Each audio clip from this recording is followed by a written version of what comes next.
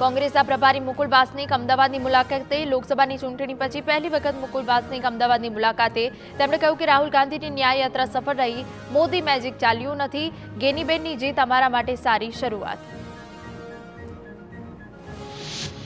કોંગ્રેસ પ્રભારી મુકુલ વાસનિકનું ગેનીબેનની જીત અંગે નિવેદન। કહ્યું, ગેનીબેનના વિજયથી કોંગ્રેસ કાર્યકરોમાં આશા જાગી, માત્ર એક જ બેઠક કેમ આવી તેનું ચિંતન કરીશું, જનતા સુધી કેમ ન પહોંચી શકાયું તેનો રિપોર્ટ હોદ્દેદારો આગામી 18 દિવસમાં આપે।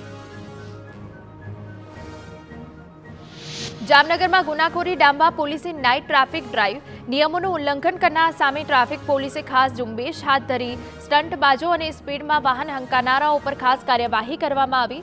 પોલીસે 5 થી વધુ વાહન ડિટેઇન કરવાની સાથે સંખ્યાબંધ લોકોને દંડ ફટકાર્યો। વડોદરામાં ભાજપ કોર્પોરેટરના રિસોર્ટમાંથી ગેસના સિલિન્ડર જપ્ત।